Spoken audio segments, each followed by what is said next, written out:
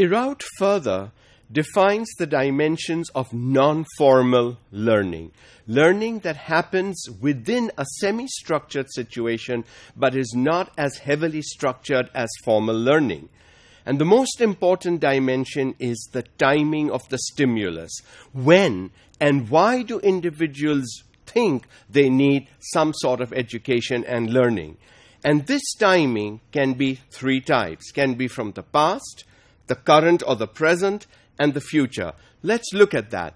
Sometimes people regret, I wish I had done this, and it's a little late. But that acts as a stimulus, and even 2, 3, 4, 5 years later, people begin to get into education and learning. That stimulus comes from regret from the past for not having achieved something you should have achieved some time ago.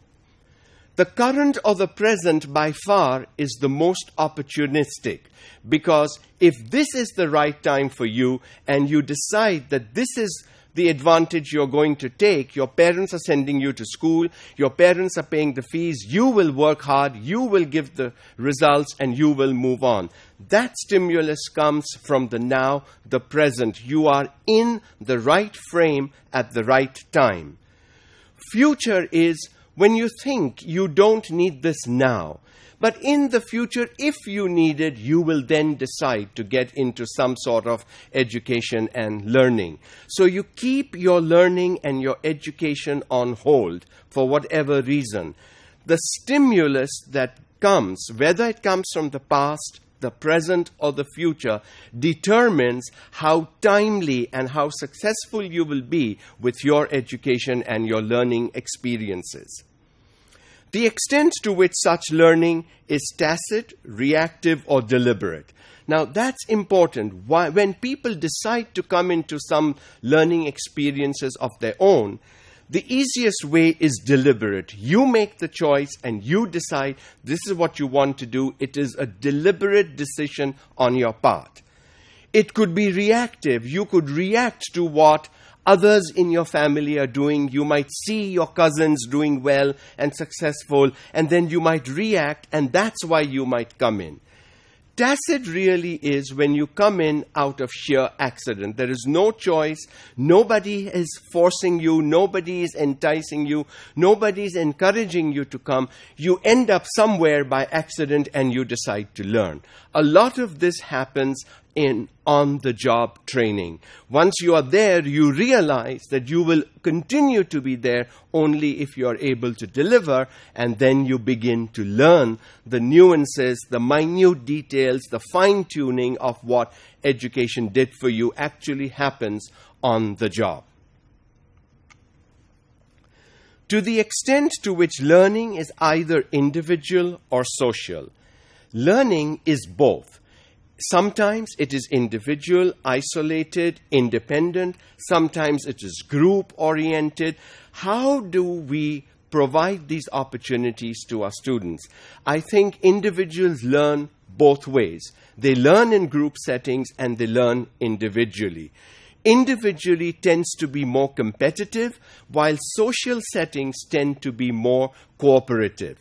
And life in the 21st century is more about cooperation and less about competition. So are we providing our students with these social learning experiences within and outside the classroom settings? A lot of these social experiences tend to happen more easily outside the classroom setting, and that's why it should be a focus of non-formal education.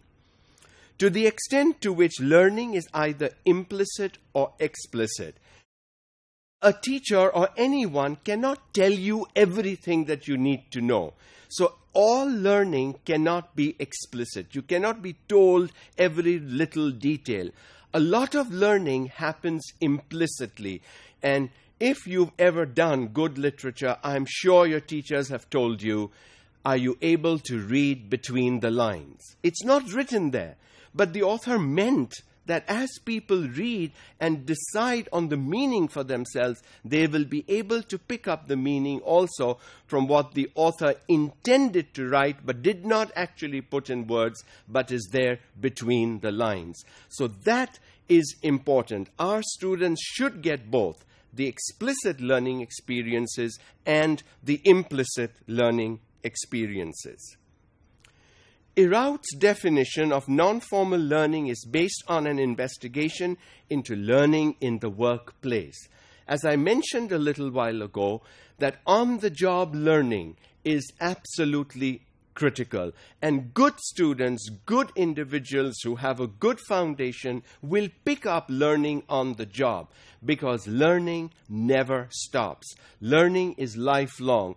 Just because you're out of school and college and university does not mean that learning is finished. Learning is ongoing, learning is continuous, learning is lifelong, and that on-the-job learning is absolutely critical for any individual who wants to hold the job position.